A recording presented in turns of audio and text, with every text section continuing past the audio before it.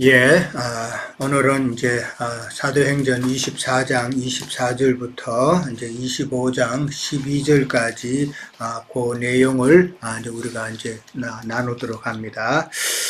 자, 이제 지금까지 쭉 보면은 바울의 그 내용을 보면은 참 힘든 과정을 지금 지나가고 있죠. 21장에서 이제 보면은 바울이 3차 전도 여행을 마치고 난 다음에 이제 예루살렘으로 왔어요.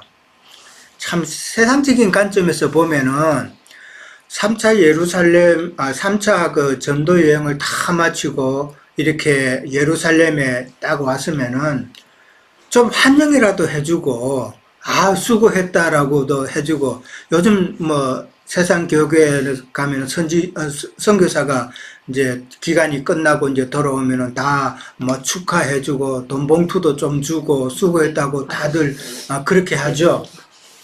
근데 그렇게는 못할지언정, 바울을 환영하지는 못할지언정, 3차 전도 여행을 다 마치고 온 바울에게 기다린 거는 뭐예요? 죽이리라. 핍박이단 말이에요. 예, 핍박이 기다렸고, 그 다음에 어떻게 하려면은 참 고소를 하고, 또 어떻게 하려면은 죽일까 하는 이런 모습들이 이렇게 보면서 참 바울은 지금 전도 여행 후에 많은 고난과 시험과 참 시련의 그런 시간들을 보내고 있다라는 것을 우리가 한번 생각해 봐야 돼요. 근데 왜 성령께서는 바울에게 참 인간적인 그런 모습을 조금이라도 베풀어 주지 아니하고 환영하고 하는 이런 모습은 전혀 없고 참 이렇게 어려운 시간을 갖는가, 그것도 우리가 한 번쯤은 생각해 봐야 된다라는 것이죠. 예. 우리는 너무 잘 알고 있죠, 다들. 삼위자매님 한번 말씀해 보실까요? 왜 바울에게 하나님께서는 인간적인 그런 따뜻함, 뭐 환영 이런 게 없었을까? 몸 풀어지니까. 왜 없었을까?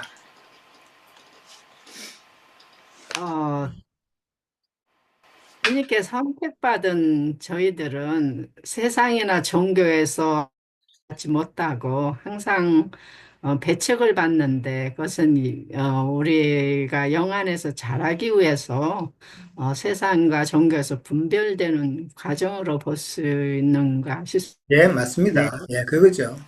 우리 사람은 몸 풀어지니까. 뭔가 조금 잘 되고 누가 멋져서 좋은 소리 해주고 이러면은 금방 타락하게 돼 있잖아요. 그게 우리 육체잖아요, 육체.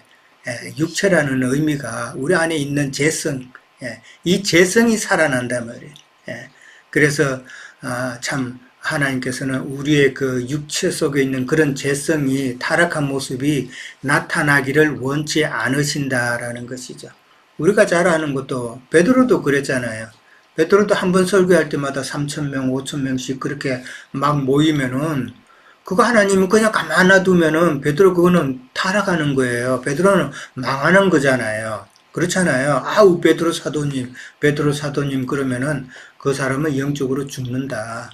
바울도 마찬가지다. 예, 그것을 우리가 이야기하고 있는 것이고, 그 다음에 성경을 봐도 쭉 보면은 사람은 다 타락하게 돼 있다라는 것이죠.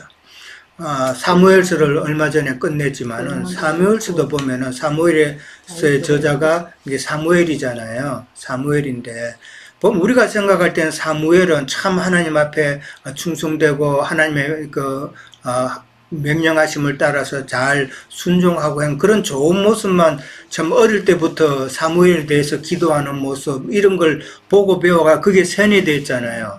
근데 저는 사무엘서를 보면서, 물론 사무엘의 뒤에 가서는 이제 사울과 다윗에 관한 내용이지만은, 처음에는 이제 주로 이제 사무엘에 대해서 나오잖아요. 근데 보면은, 저는 사무엘서를 보면서, 사무엘의 그 마지막에 가가지고는 이제 노인의 때에 들어갔을 때는 그 사무엘의 그 욕심, 이게 많이 보였다라는 것이죠.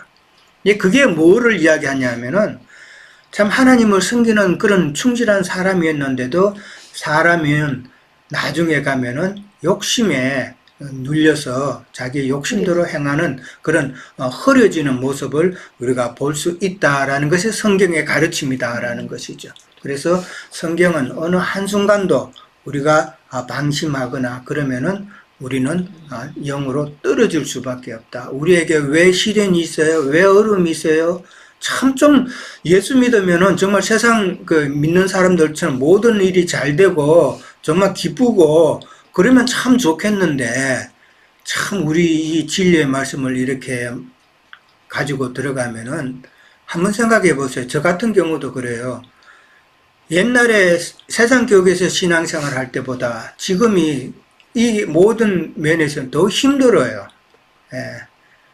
더 그냥 우리의 본질의 모습이 나오고 더 그냥 이렇게 서로 다투게 되고 참 세상 이 종교 체제 안에 있을 때는 그 종교심으로 인해서 참 그게 눌려 있었는데 이게 딱 깨지니까 우리의 본 모습들이 나오는 하나님께서는 이걸 네 모습을 꺼내라는 거잖아요.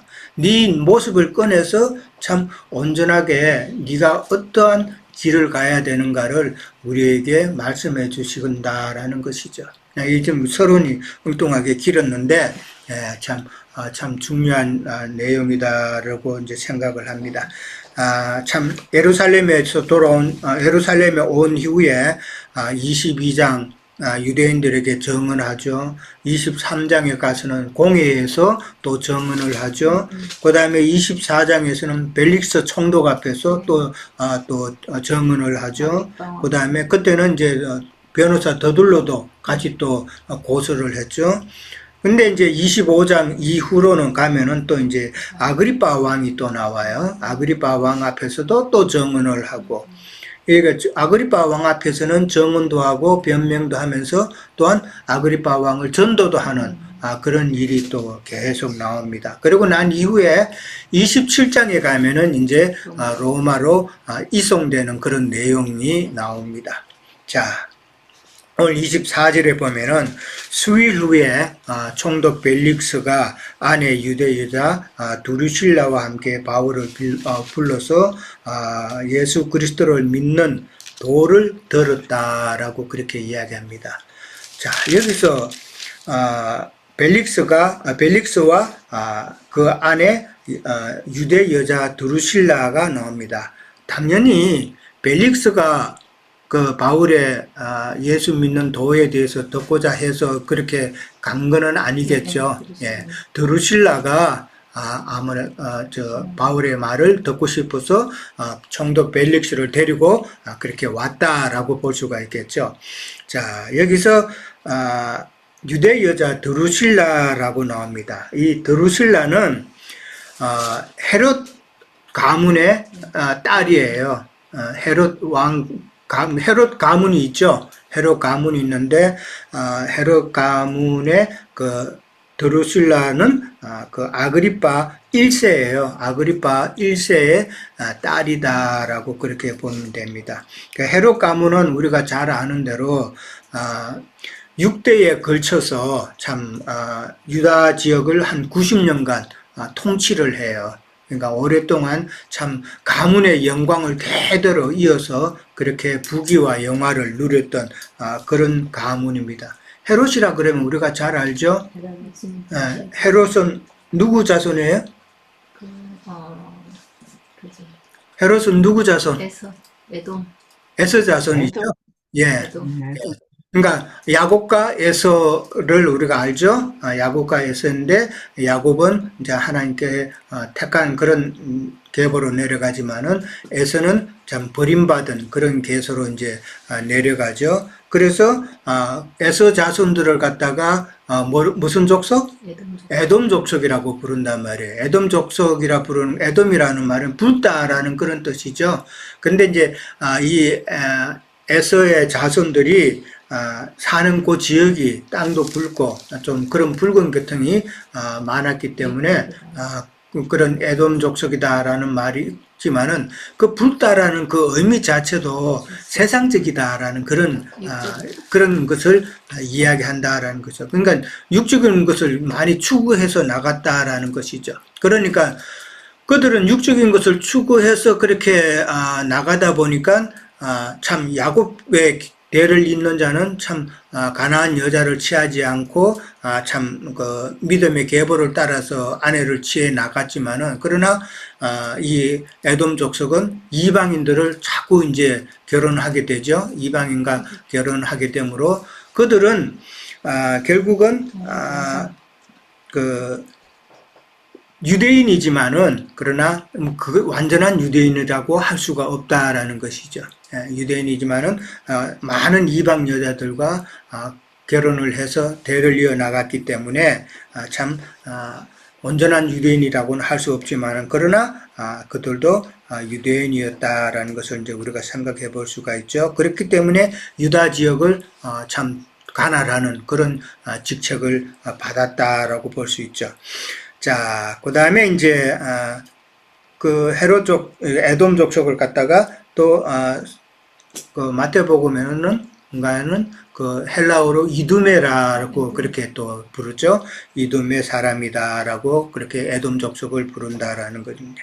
자, 그래서 이제 그 중에 이제 그 두루실라는 헤롯 가문의 아그리파 왕 1세의 딸이에요. 근데 아그리파 왕 1세는, 세 자녀가 있었어요. 누가 있었냐면은 오늘 읽은 그 24장 이후에 보면 13절에 보면은 아그리파 왕이 나오죠. 이 아그리파 왕은 아그리파 왕 2세예요. 2세예요. 그러니까 아그리파 왕 1세의 아들이 아그리파 왕 2세가 있고 그 다음에 이제 두 딸이 있는데 그 딸 중에 하나가 아그리파 왕과 베니게라는 말이 있죠. 버니게가 그 딸이에요. 그 딸이고, 그 다음에 이제 드루실라가 그 딸이었다. 그러니까 일남 이녀였다라고 보시면 돼요. 그러니까 드루실라하고 버니게가 자매지간이다라는 것이죠. 자, 그 다음에 이제 예수 믿는 도를 들었다 그랬어요. 참 그리스도 예수를 믿는 도, 이게 그 도를 믿는다는 거 우리는 참 어떻게 생각을 합니까? 뭐가 예수 믿는 도예요? 참 많은 사람들한테 믿는다고 하는 사람들한테 당신 예수를 왜 믿습니까? 이렇게 질문하면 뭐라고 대답해요? 천국 가려고 그런다 그러죠? 그러면 그 사람들한테 그러면 천국이 뭐예요? 천국이 어디 있어요? 그럼 물으면은 뭐라 그래요 또? 하늘 저 어디 가면은 그 천국이 있다고. 거기는 엄청 추워요. 더군다나 또 우리가 부활해서 휴거돼서 몸이 그냥 육으로 살아서 죽지 않고 휴거돼서 올라간다 그러니 그러면은 그 추운 그 어딘가에 우리 몸이 죽지 않고 그 가면 동상 입어서 동상 입기도 전에 그냥 그대로 꽥 할 거 아니에요. 그게 말이나 되는 이야기예요. 그렇게 안 했대. 네.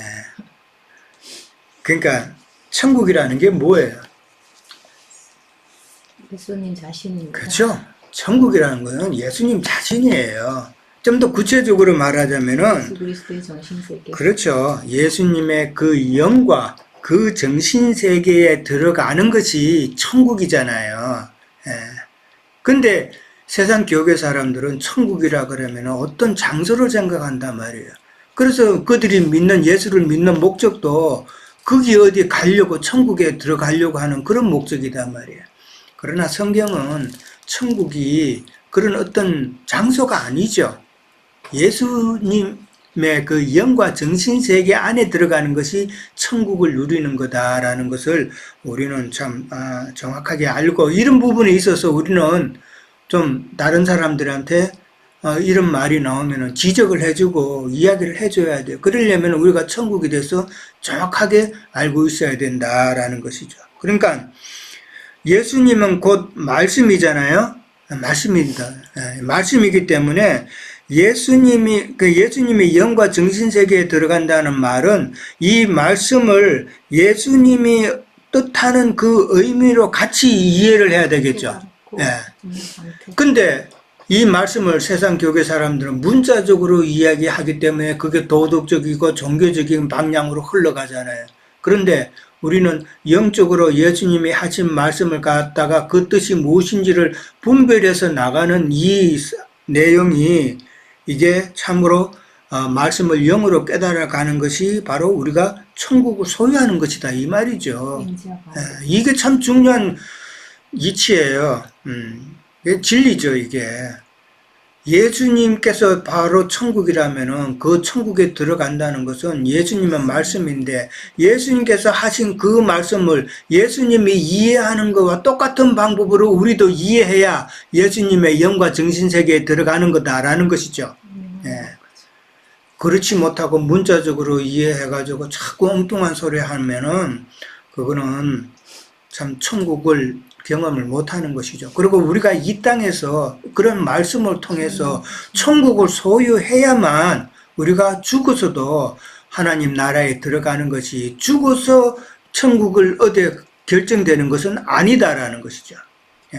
이 땅에서 이미 결정되지 나야 죽어서도 우리가 하나님 나라에 영원한 세상에 참 주님 안에 우리가 들어가는 것이지 그게 이 땅에서 천국이 이루어지지도 않았는데 죽어서 나는 천국 갈 것이다.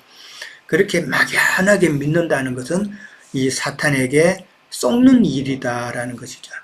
사탄이 세상 교계에서 그걸로 다 속이고 있다라는 것이죠. 그래서 사탄은 느헤비는 사탄이고 그들은 거짓말을 하는 자다 그랬잖아요. 예.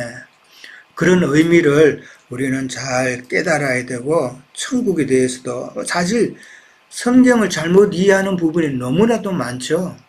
따지고 보면 어떤 신앙생활을 해야 되는가, 성령에 대해서, 뭐 천국에 대해서 참 너무나도 많이 세상 교계 사람들은 모르는데 우리라도 정확하게 알아서 어떤 기회가 있을 때마다 이런 것을 정확하게 가르쳐 줘야 되지 않을까 생각하는 것이죠. 자, 25절 갑니다. 바울이 이제 의와 절제와 장차 오는 심판을 강론했다 그랬습니다. 벨리스 총독에게 드루실라와 같이 왔을 때 참 의와 절제와 장차 오는 심판을 강론하니 벨릭스가 두려워서 지금은 가라 내가 틈이 있으면 너를 부르리라 그랬어요. 오늘 1번 문제가 그거죠. 왜 바울은 그 많은 복음 중에서 벨릭스 총독에게 의와 절제와 심판에 대해서 그렇게 이야기를 했을까? 자, 여기에 대해서 한번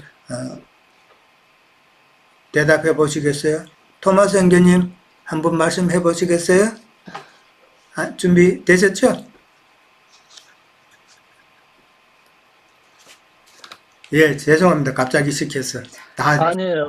지난번에 잘 하신 줄 알고. 지난번에 아주 벌써 준비를 하라고 아주 그냥 강력한 메시지를 주셔서.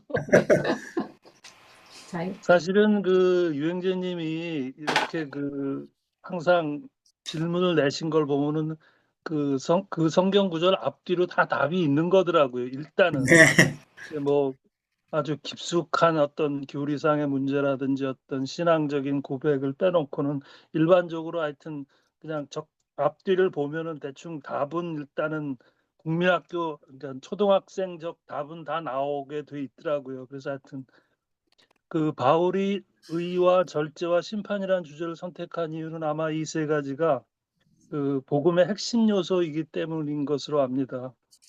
먼저 의는 하나님의 성품과 그 기준에 부합되는 저희들의 삶을 의미하는 것이고 그리스도의 의로움이 인간을 구원할 수 있다는 것을 강조하는 것으로 알고 있습니다. 그리고 절제라고 하는 것은 믿는 자들이 세상의 유혹에 빠지지 않고 살아가는데 필요한 덕목인 것 같고요. 그리고 마지막으로 심판은 저희들 모든 인류가 아까도 말씀하셨지만 하나님 앞에 서게 되는 날, 그날 회개와 믿음을 가진 꼭 필요한 것을 강조한 것이 아닌가 그런 생각을 합니다. 예.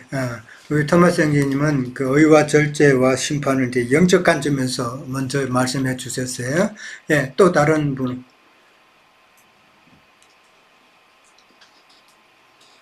예, 삼위자매님. X를 찌르는 말이 있죠. 어, 우- 어, 사람에게는 의가 없지요. 예수 그리스도만 의가 되시는 분이시기 때문에. 근데 제가 말씀을 잠깐 찾아봤는데 잠깐 읽어볼까요, 형제님? 네. 네, 그게 빌립보서 2장 5절서부터 같이 읽어보고 제가 조금만 보충하면은. 네. 2장 5절이요? 네, 빌립보 2장 5절서부터 11절? 16절까지 읽는데, 네. 이거 십몇 절요? 2장 5절부터 형제님. 11절까지. 예, 5절 제가 읽을게요. 너희 안에 이 마음을 품으라. 곧 그리스도 예수의 마음이니 그는 근본 하나님의 본체시나 하나님과 동등됨을 취할 것으로 여기지 아니하시고 오히려 자기를 비워 종의 행체를 가지사 사람들과 같이 되셨고 사람의 모양으로 나타나사 자기를 낮추시고 죽기까지 복종하셨으니 곧 십자가에 죽으심이라. 이러므로 하나님이 그를 지극히 높여 모든 이름 위에 뛰어난 이름을 주사 하늘에 있는 자들과 땅에 있는 자들과 땅 아래에 있는 자들로 모든 무릎을 예수의 이름에 꿇게 하시고 모든 입으로 예수 그리스도를 주라 시인하여 하나님 아버지께 영광을 돌리게 하셨느니라. 예. 그 첫째 우리가 형제님이 읽으신 말씀은 예수 그리스도의 그 의를 말씀하시는 거잖아요. 하나님께서 말씀으로 보내주셔가지고 말씀을 이루신 분이 예수님이시기 때문에. 근데 이제 그 12절부터 제가 좀 읽어볼까요? 그러므로 여기는 이제 말씀을 받은 지체들한테 하는 말이지요.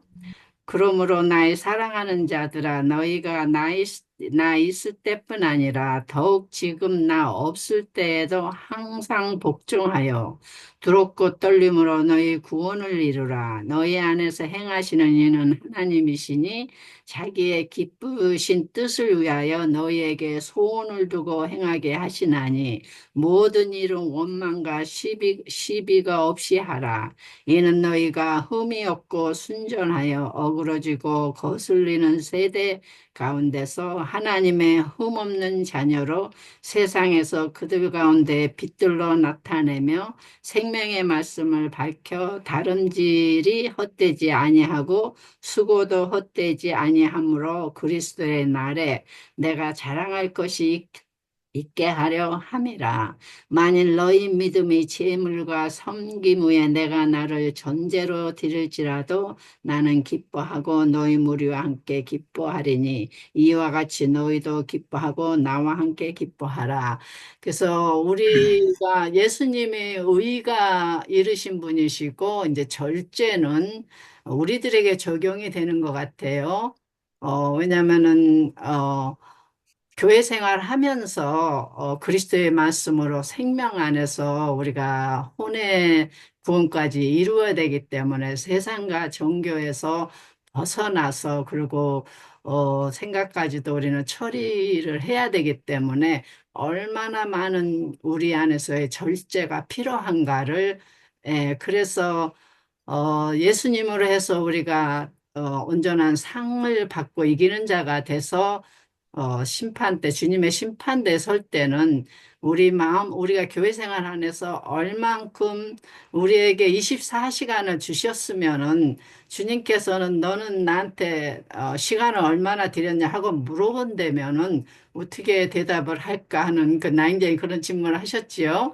그러면은 24시간이면 뭐 일은 8시간 하고 뭐 집안일 하고 나면은 어쨌든 한 5, 6시간은 하루에 주님한테 드려야 할 텐데, 어떨 때는 1시간, 2시간도 못 드리다 보니까 참 부끄러운 것이 있을 것 같은데도, 이제 그거는 그냥 예로 들은 것이고, 얼만큼 우리가 열심히 심판대에 서서 주님께 칭찬을 받는 우리들이 돼야 되지 않는가 해서 말씀을 드려봤습니다. 예. 예. 네. 아, 또, 뭐, 하실 말씀, 예, 준호 형제님? 예, 저는 살짝 다른 각도에서 이제 말씀을 좀 나누고자 하는데요. 아, 예수 그리스도를 믿는 대해서 물었을 것이고 바울은 그 도를 전하는데 예수님을 믿는다는 것이 무엇인지를 전하는데 이용자님께서 질문하신 것처럼 뭐 여러 다른 주제로 시작을 할 수 있었을 것 같고 그 부분으로 이야기를 계속 해나갈 수 있었을 텐데 여기에 보면 의, 절제, 심판을 강론했다고 표현돼요. 이 강론이 이제 보니까 서로 토론하는 방식이었던 것 같아요. 옛날에는 누군가의 강론을 한다고 하면 일방적으로 막 가르치는 것이 아니라 서로 너는 어떻게 생각해? 나는 이렇게 생각해. 그러면서 막 이렇게 의견을 주고받으면서 얘기를 나눈 거였습니다. 그러니까 벨릭스는 자기가 생각하는 의가 있었을 것이고 자기가 생각하는 절제, 셀프 컨트롤이 있었을 것이고 심판에 대해서는 몰랐을 수도 있겠어요. 근데 왜 굳이 이런 얘기들이 나왔을까? 바울은 바울은 지금 성령의 인도하심으로 말씀을 전하고 있으니까 성령께서는 벨릭스가 어떤 사람인지를 아시고 이 사람에게 그래도 가장 꼭 필요한 말씀을 전하시는 것이 아닐까라고 이제 생각이 되죠. 네, 벨릭스가 그때 로마 시대에 지금 여기에 총독으로 와 있는데 두려운 것이 뭐가 있겠어요. 자기가 이 세상의 권력이 아주 많잖아요. 그러니까 이 사람은 자기가 의롭다고 생각했을 수도 있고 또 자기는 이 자리에 오르기까지 굉장히 뭐 좀 여러 가지 뭐 방탕하거나 향락을 누리거나 그랬을 수도 있고 아니면 되게 무절제하게 뭔가 권력을 썼을 수도 있고 그다음에 자기가 누군가로부터 이렇게 심판받고 평가받는다고 하는 것에 대한 그런 두려움 같은 건 없을 수도 있었겠죠. 그러니까 영적으로 의와 절제와 장차오는 심판을 우리가 이제 이해하기 전에 벨릭스라고 하는 사람의 입장에서 아마 이런 것들이 자기 관점으로 인간적인 관점으로 바라보고 있었을 텐데 그리스도를 믿는다는 것이 예수님을 믿는다는 것이 그것이 바로 의라는 것 믿음을 갖는다는 것이 바로 하나님 앞에 의이고 그 다음에 내가 그렇게 믿었을 때 내가 그냥 인간적으로 내 자신을 절제하는 그런 것이 아니라 내가 타고난 이 본성 혼생명이라고 할 수 있는 이런 걸 자기 자신을 부인하는 것이 바로 셀프 컨트롤 절제 이제 그런 것들에 대해서 서로 강론을 했을 것 같아요. 결국 이 세상이 끝이 아니다. 벨릭스에게 이게 끝이 아니고 반드시 이후에 우리에게 심판이 있다라는 것을 말함으로써 너는 지금 이 세계에서 지도자로서 네가 모든 것을 누리고 두려움 없이 살고 있지만 이것이 끝이 아니다라는 것을 분명하게 이제 전하는 그런 목적이 아니었을까 싶은 생각이 듭니다. 죄송합니다. 마치겠습니다. 예, 벨릭스의 그 삶이 결국은 세상적으로 봤을 때도 일단 표면적으로 봤을 때도 그런 총독의 위치에 있기 때문에 벨릭스의 말이 곧 법인 그런 의미죠.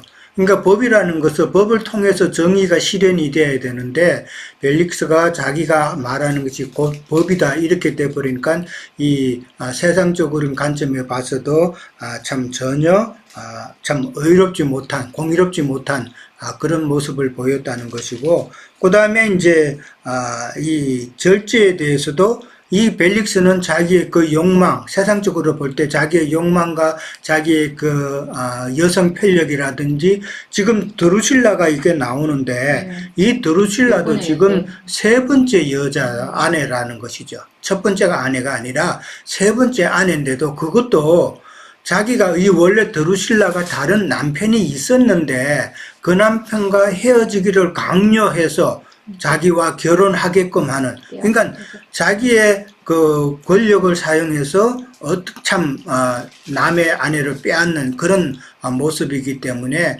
자기 하고 싶은 대로 다 하는 거예요.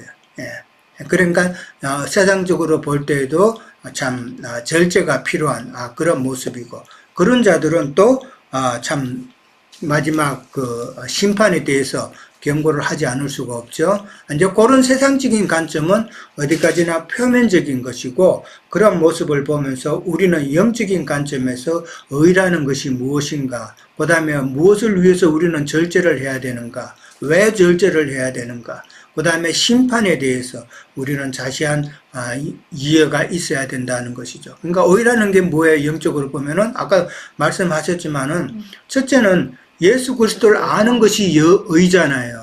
그 의는, 온전한 의는 또 아니죠. 안다고 해서 다 되는 건 아니에요. 아브라함에게 하나님께서 말씀하셨잖아요. 너는 온전함에 이르라고 그랬죠. 그 온전한 의를 이루라는 이야기잖아요. 그래서 혼의 구원을 이루어 가면서 우리가 얻어야 되는, 취해야 되는 그런 의도 있다라는 거. 그 다음에 이제 영적인 그 절제를 이야기했지만은 사실 절제라는 것은, 뭐 간단하게 생각해도 우리가 먹는 음식을 보더라도 우리가 몸에 좋지 않은 음식은 절제해야죠. 안 먹어야 되죠. 예, 그래야 되는 것처럼 신앙생활을 하면서도 진리 이외에는 다른 비진리나 다른 신학이나 어떤 참 우리의 길을 참 긁어주는 그런 축복에 관한 그런 말씀이나 이런 것은 우리는 절제를 해야 된다는 것도 우리는 생각해 볼 수가 있고, 그 다음에 우리가 신앙생활 하면서도 참 내가 잘 안 된다는 부분이 너무 많죠. 예, 그런 부분에 있어서도 우리는 한 번쯤은 깊게 생각을 해봐야 된다라는 것이죠. 사실 뭐 그런 거 따지고 보면 절제에 관한 것만 이야기하더라도 오늘 1시간 다 가겠죠. 뭐 모자랄 수도 있어요. 예. 근데 우리가 스스로가 너무 잘 아니까 이런 부분에 있어서도 우리가 한번 생각 좀 해봐야 된다라는 것이죠. 그러니까 신앙에 방해되는 그런 모든 요소를 참 절제하는 것, 그것이 참 영적인 절제다라는 것이죠. 예, 그거까지 이제 그렇게 이해를 하시고, 자 26절에 가면은 참 어이없는 말이 나오죠. 뭐라고 그래요? 벨릭스가 또 바울에게 돈을 받을까 생각을 해서 참 자주 불러 이야기했다라고 그랬어요. 참 정치인들의 그 부패성을 이야기하는 거죠. 예, 정치인이 이렇게 부패하다, 돈밖에 모르는 자들이다. 지금 뭐 한국도 지금 정치인들 참 욕 많이 얻어먹고 뭐 미국도 다 마찬가지지만은 결국은 정치인이 그렇게 더러울 수밖에 없는 이유는 이 돈 때문에 그런 거잖아요.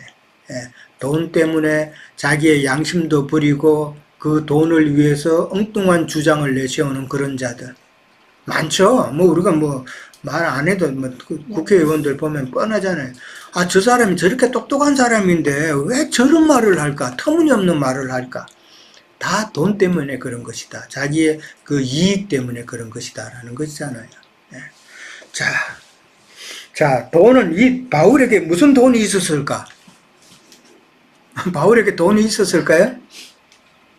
근데 총독 벨릭스가 어떻게 돈 냄새를 맡고 바울에게 돈을 달라고 그렇게 이야기했을까? 그 돈을 찔러 넣어서 자기가 그렇게 받아왔으니까, 그 경험이 있으니까. 누군가가 돈을 찔러줬다? 아니, 여러 가지 그런 방법으로 해왔지 않았을까? 24장 17절에 보면은 네. 그 답이 나오죠. 17절에 보면은 여러 해 만에 내가 내 민족을 구제할 것과 재물을 가지고 왔다라고 그렇게 돼 있죠. 예. 그러니까 다른 그 교회에서 그 구제 헌금을 했죠. 구제 헌금을 했는데 이제 그걸 가지고 왔는데 그걸 가지고 와가지고 결례를 이제 행하는 도중에 지금 잡혀온 거 아니에요. 그렇죠? 예. 결례를 행하는 도중에 잡혀왔기 때문에 예루살렘 교회에 돈을 줬다라는 말이 없어요. 이제 이걸 보면은 이 벨릭스가 이 돈 냄새를 참 기가 막히게 그렇게 맡았지 않았나 생각해 볼 수가 있는 것이죠. 그래서 이제 돈을 요구하는 그런 모습을 보는데, 이 사도행전에서만 이 정치인들, 그 다음에 종교인들의 이런 추악한 모습들이 다 기록이 돼 있어요. 그렇잖아요? 다른 데는 물론 그 종교인들의 그 유대 종교인들에 대한 그런 허물을 지적하는 다른 데도 많지만은 이 사도행전만큼은 유대 종교인들과 그 다음에 이 정치인들에 대한 이런 허물들을 적나라하게 이렇게 기록한 것은 사도행전뿐이다라는 것이죠. 역사적인 사실이니까 그런 거 아니에요? 예, 그렇죠. 역사적인 사실이죠. 그리고 정치라는 것이 참 그렇게 참 구린내가 많이 나죠. 구린내라는 게 다 돈인데, 그러니까 이 벨릭스가 돈을 받을까 해서 이제 바울을 불렀다라는 것은, 근데 바울은 나는 선한 양심으로 했다 그랬잖아요. 그런 바울의 선한 양심과 지금 벨릭스의 참 이 추잡한 양심이 지금 대비가 되는 그런 모습을 우리가 본다라는 것이죠. 27절에 가면 2년이 지난 후에 보르기오 베스도가 벨릭스의 후임으로 왔다라고 그렇게 되어 있죠. 그런데 벨릭스는 유대인의 마음을 얻고자 해서 바울을 2년간 구류했다. 그러니까 그냥 석방도 안 시키고 그냥 헤롯 궁에 그냥 놔뒀다라는 것이죠. 그러면서도 어떤 감옥 생활은 또 아니었다라고 그랬어요. 그렇게 2년 동안 그런 구루 상태로 이렇게 성령께서 벨릭스를 통해서 바울에게 2년간 그렇게 구루 상태로 두었는데, 그러면은 왜 성령께서는 바울을 2년간이나 그렇게 구루를 시켰을까? 한번 생각해 보셨어요? 왜 2년간 그렇게 참 빨리 빼내 주시지 아니하시고 2년간 그러면 바울은 무엇을 했을까? 2년간 있으면서 아니 또 쓰지 않았을까요? 그 감옥에서 여러 가지 감옥에서 서신서 뭐를 같은 써요? 거 쓰지 않았는가 봐서 모르겠는데 2년 동안 여러 거기서 2년간 서신서를 썼다는 말은 로마로 없지만 하기 전에 해야 될 일이 있겠어요. 네, 맞아요. 직원들. 직원들 전도하려고? 여러 가지 하셨을 것 같은데. 맞아요. 지금 로마로 이야기했어요. 가기 전에. 우리가 보통 바울이 로마에서 옥중 서신을 기록했다. 1차 옥중 서신에서는 4권을 기록했죠. 그 다음에 나와서도 또 기록을 하고, 그 다음에 2차 때도 또 기록을 하고 이제 그렇게 했는데, 1차 때는 골로새서, 에베소서, 빌립보서, 이제 그 다음에 빌로몬서 이렇게 4권을 참 저서를 했어요. 그러고 나서 이제 추록하고 나서 일단은 디모데전서, 디도서, 히브리서를 썼어요. 그러고 나서 다시 또 2차로 또 투옥이 되죠. 2차 투옥 될 때는 디모데 후서를 마지막으로 그렇게 기록을 해요. 근데 이 옥중에 있는 동안에 이 모든 것을 다 썼다라고 생각하면 조금 무리다라는 것이죠. 그러니까 우리가 보기에는 성령께서는 이 2년의 기간 동안에 옥중에서 서신서를 쓸 만한 모든 것을 준비하게 하셨다라고 볼 수가 있는 것이죠. 그리고 바울의 입장에서도 그냥 그 시간을 허투루 보내지는 않았을 것이다. 그 2년 동안에 참 성령과 영적으로 교통을 하면서 성령께서 주시는 그 계시를 하나하나 다 받아서 옥중 서신을 준비하는 그런 밑거름이 되었을 것이다 라는 것이죠. 그렇게 우리가 생각을 해보면은 어느 정도 이해가 될 것입니다. 자, 그러니까 그렇게 보면은 만약에 바울이 옥중에서 참 그런 서신서를 쓰지 못했다라고 그러면은 한번 생각해 보세요. 이 성경이 이게 온전했을 것 같아요? 특히 이 에베소서, 빌립보서, 그 다음에 골로새서 이런 부분에 가면은 상당히 참 깊고 풍성한 그런 계시들이 많이 나와요. 그렇기 때문에 만약에 투옥되기 전에 기록한 그 말씀만 가지고 그 다음에 구약부터 시작해서 신약의 모든 연결이 이게 안 맞을 거단 말이에요. 그러니까 모든 그 계시가 다 바울의 서신을 통해서 이 성경이 참 완전히 맞아지는 그런 결과가 있기 때문에 어떻게 보면은 그 2년의 기간이 바울에게는 참으로 중요한 그런 시간이었다라는 것이죠. 세상 정치인들을 통해서 그들의 욕심을 채우기 위해서 그들의 어떤 목적을 이루기 위해서 바울을 구류했지만은 그러나 성령께서는 바울의 그 시간을 참 귀하게 좀 쓸 수 있도록 그렇게 역사하셨다라는 것이죠. 에베소서 2장에 보면은 중요한 그 말씀들이 나오죠. 모든 율법 규례는 예수 그리스도께서 십자가 위에서 이미 다 끝냈다라는 아주 중요한 메시지가 에베소서를 통해서 나옵니다. 그 다음에 이제 빌립보서 3장 5절 이하에 가면은 예수 그리스도를 아는 것이 가장 고상하다라고 그렇게 고백을 합니다.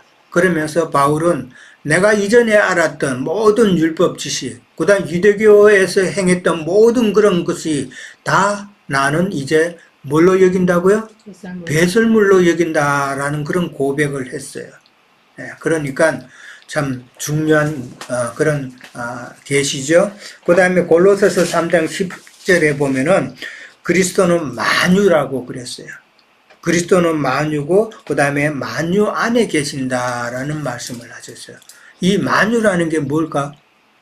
그리스도는 만유라고 그랬고 만유 안에 계신다고 그랬으니까 그러면 이 만유라는 뜻은 의미는 뭐예요? 예수 그리스도 정신세계인가? 예수 그리스도 안에 들어가 있는, 그러니까 예수 그리스도 안에 그 정신세계에 들어간 모든 믿는 자들이겠죠. 그러니까 새 사람이 된 사람들이에요. 그러니까 예수 그리스도가 바로 새 사람이 된 그들의 모습이죠. 그리고 그 다음에 그들 안에, 새 사람 안에 예수 그리스도가 있다라는 그런 의미잖아요. 그러니까 우리가 새 사람을 입었다라는 그 말은 무슨 의미예요? 거듭난 거죠. 성경에 보면은 하나님의 형상을 따라서 지식에까지 새로워졌다라고 그렇게 정의를 하고 있어요. 그게 새 사람을 입었다라는 것이죠. 그러니까 만유 안에 있는 하나님의 형상을 따라서, 그러니까 혼의 구원을 이루어가면서 말씀을 우리가 영적으로 깨달아서 그러니까 하나님을 아는 그 지식이 완전히 새로워져야 된다는 것이죠.